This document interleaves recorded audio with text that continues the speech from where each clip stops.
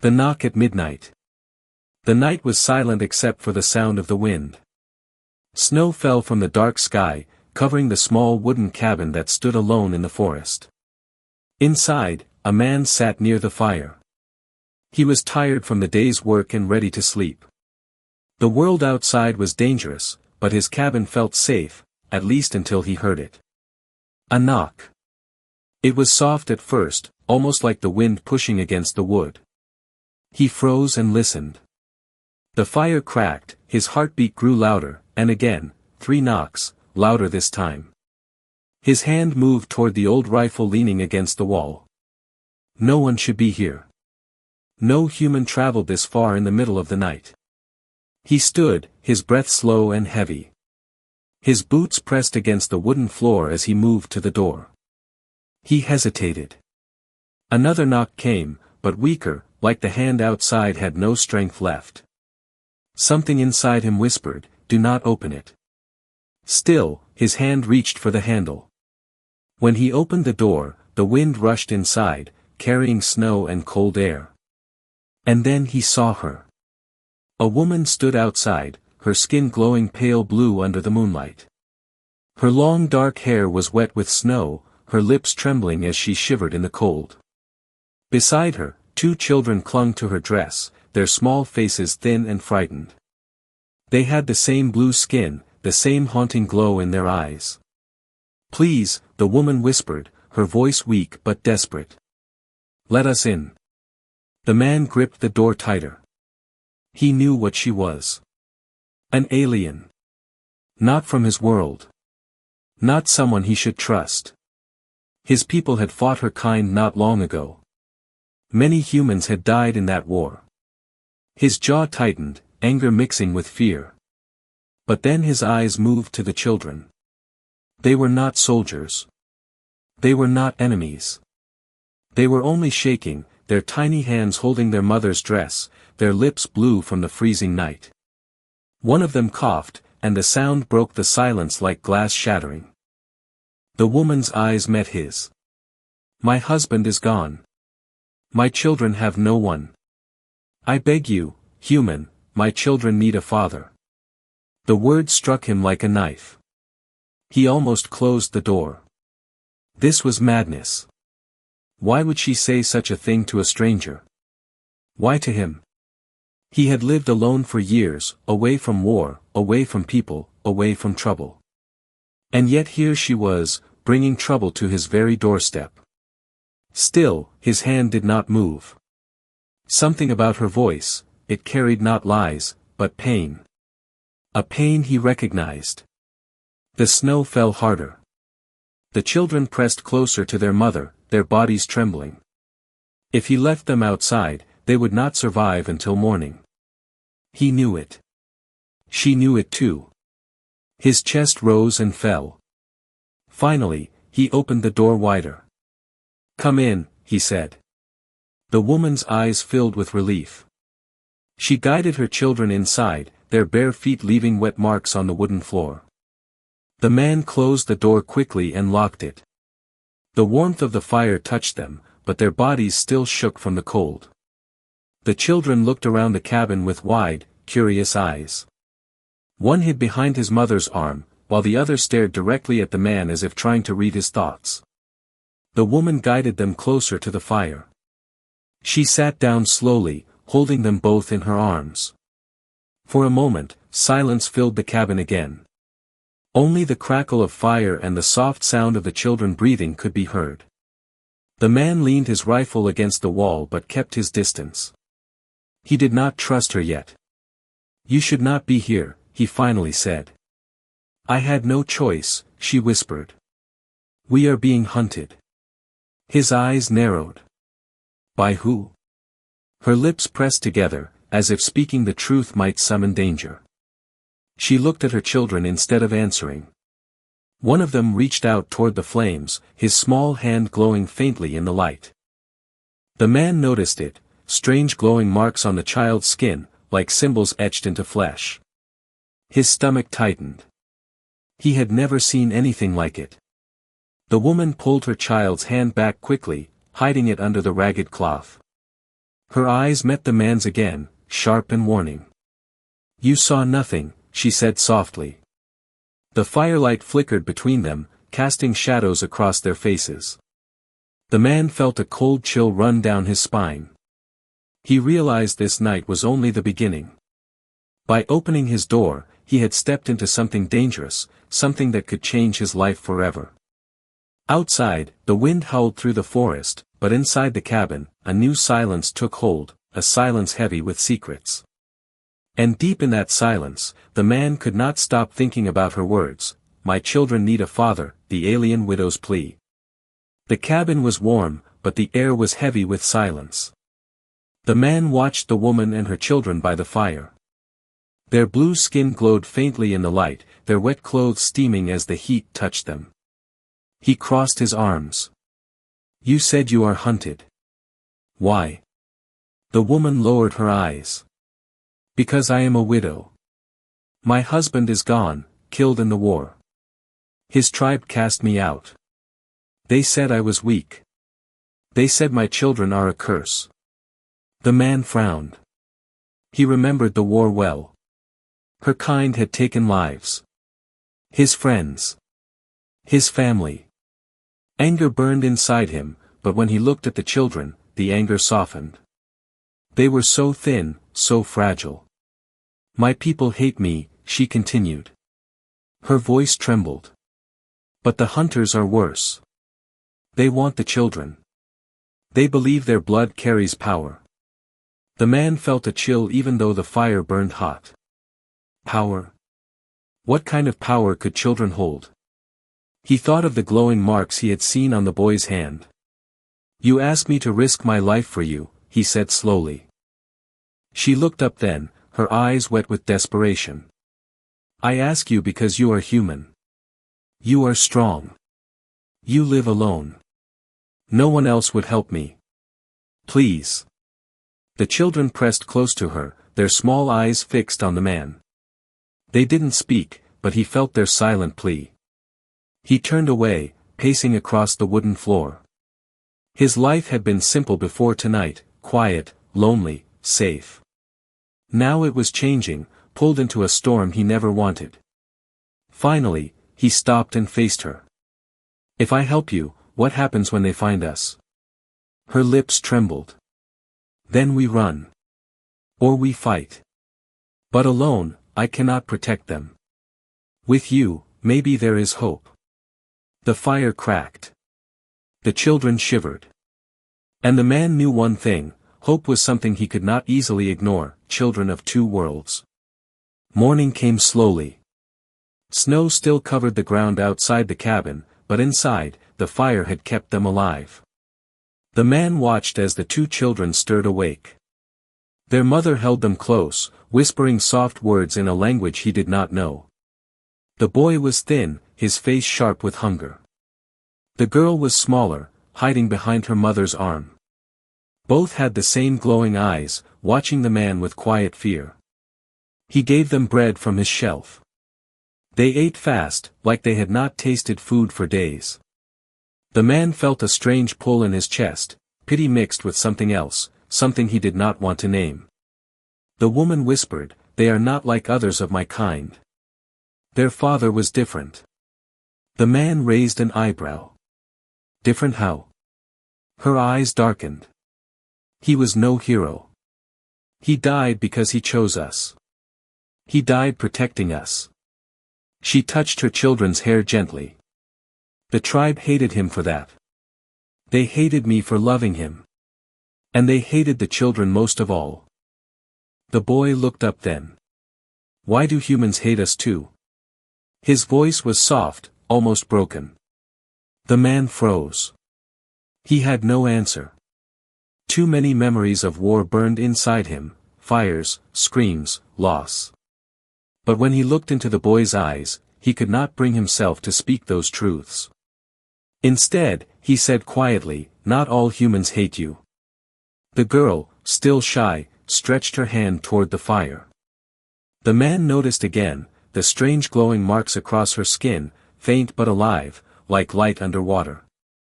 He leaned forward, staring. "What is that?" The woman quickly pulled her daughter's hand back. Fear flashed in her eyes. Do not speak of it. The hunters track them because of this. If you know too much, you will be in danger too. The man felt the weight of her words. His quiet cabin life was already gone. He was standing at the edge of something much larger, and he could not turn away now. Outside, the snow fell heavier. Somewhere in the distance, a sound echoed, low, sharp, and unnatural. The woman's eyes snapped toward the window. Her face went pale. They are closer, she whispered, the hunter in the snow. The man tightened his grip on the rifle. The sound outside was not the wind. It was too sharp, too steady. Something was moving through the forest. The woman held her children close. Her eyes never left the door. They have found us, she whispered. The man's chest grew heavy. He stepped to the window and pulled back the cloth just enough to look. In the distance, shadows moved between the trees, tall figures, cloaked in white, blending with the snow. Hunters. He cursed under his breath. His cabin had always been a place of peace, but now it was a trap. The boy tugged on his mother's dress. Will they hurt us? She pressed her lips together and said nothing. Her silence was answer enough. The man turned. If they come here, I will fight. But once the first shot is fired, more will come. You must be ready to run. The woman shook her head. If they see us, running will not save us. They want the children. They will not stop. The fire cracked, filling the silence. Every second felt like a hammer strike. The hunters moved closer. One of them bent down, brushing the snow, studying the tracks that led straight to the cabin. The man's stomach twisted. His rifle felt heavy in his hands. He had fought before, but never to protect strangers, never to protect children. The woman suddenly grabbed his arm. Her touch was cold, trembling. Please, if they break the door, aim for me first. Do not let them take my children alive. The words cut through him like a blade. He stared at her, shocked. Her eyes were serious. She meant it. He shook his head. No. I will not do that. She looked at him, desperate, but before she could speak again, the sound of boots crunched outside the door. Heavy. Slow. Waiting. The man raised his rifle. The children buried their faces in their mother's dress. The hunters had arrived, flight into the frozen night. The cabin door shook under a heavy fist. The sound echoed through the small room. The children cried softly, their little hands gripping their mother's dress. The man's heart pounded. He looked at the woman. We can't stay here. She nodded quickly. The back. There is a small door. He pushed the firewood aside, revealing the hidden exit he had built years ago for emergencies. He had never thought he would need it, until now. Go, he said. The woman hurried her children through the narrow opening. The man followed, pulling the wooden cover shut behind him. As they stepped into the frozen night, snow whipped against their faces. The forest stretched wide and dark, branches heavy with white. Behind them, the cabin door crashed open. Voices shouted. The hunters had entered. The woman grabbed the man's hand, pulling him forward. This way. They ran through the trees, their footsteps sinking deep into the snow.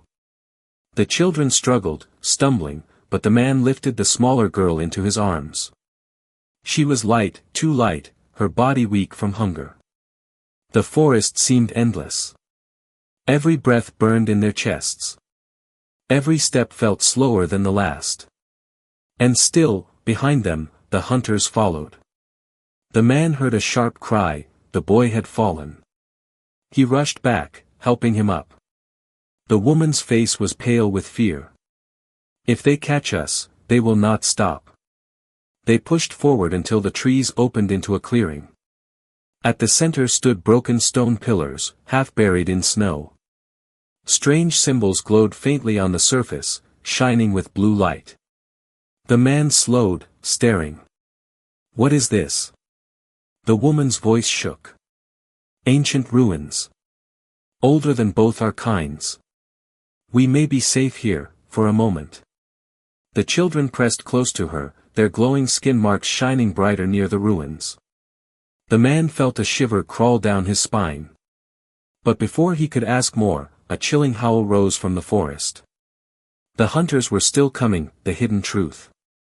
The ruins glowed faintly under the falling snow. The man set the little girl down, and she pressed against her mother's side. The boy stared at the strange symbols, his eyes wide. The woman touched the stones with her trembling hand. "These walls are older than us, older than humans too." The man frowned. "Why bring us here?" She looked at her children, then back at him. "Because you must know the truth. My husband did not only die in war. He was betrayed. They feared what he protected." The man's jaw tightened. What was he protecting? Her eyes filled with tears. "Our children." The boy lifted his hand. The glowing marks on his skin shone brighter, answering the stones. The ruins hummed softly, as if the ancient walls were alive. The man stepped back. "What is happening?" The woman's voice was low. "Their blood carries something old. Something both our people lost long ago. That is why the hunters want them. That is why I came to you." The man's stomach turned. He had thought they were only refugees. But now he saw they were more, too important, too dangerous. He shook his head. "Why me?" She stepped closer, her eyes desperate. "Because humans do not fear what my kind fears. And because you are strong enough to fight when I cannot." Before he could answer, the ground shook. The glow of the ruins flickered. A cold wind swept through the clearing. From the trees, shadows moved again, tall figures, white cloaks, weapons in their hands. The hunters had found them. The woman grabbed his arm. "There is no more running. If we fall here, the children are lost." The man raised his rifle, his breath freezing in the air. For the first time, he knew this fight was no longer for strangers. It was for something greater, the new family. The hunters stepped into the clearing, their white cloaks blending with the snow. Their weapons gleamed in the faint blue glow of the ruins. The man stood in front of the woman and children, rifle raised, his breath sharp in the cold air. "Give us the children," one hunter growled. "Spare yourselves." The woman pulled her children closer, her voice firm even through her fear. "You will not take them." The man's finger tightened on the trigger. He had promised himself he would live quietly, never fight again. But now, silence was no longer an option. The first shot cracked through the night. One hunter fell. The others rushed forward, weapons raised. The ruins shook with echoes of battle, gunfire, shouts, the hiss of energy blades. The man fought with all his strength, each movement driven by something new, not anger, not revenge, but the need to protect. Beside him, the woman grabbed a fallen weapon, striking fiercely at any who came near her children. The hunters pressed harder. The boy cried out, his glowing marks flaring brighter. The ancient stones responded, sending a pulse of blue light across the clearing. The hunters staggered, blinded. The man did not hesitate. He struck down the last of them, the snow stained dark beneath their bodies. Silence returned. Heavy, breathless silence. The man lowered his rifle, his chest heaving. The woman knelt, holding her children close. They were safe, for now. Slowly, the boy looked up at the man. His voice was small but steady. "Father?" The man froze. The word cut deep into him, stirring something he thought was long dead. He looked at the woman. Her eyes were soft, filled with exhaustion and hope. "I told you," she whispered, my children need a father. Not only for tonight, but for tomorrow, for every day that comes. The firelight of the ruins glowed behind them, casting their shadows long across the snow. The man lowered himself to the ground, his hand resting on the boy's shoulder. He did not speak, but his silence carried the answer. Together, they rose. Together, they stepped away from the ruins, walking into the dark forest as a new family. The night was still dangerous, the road uncertain, but they were no longer alone.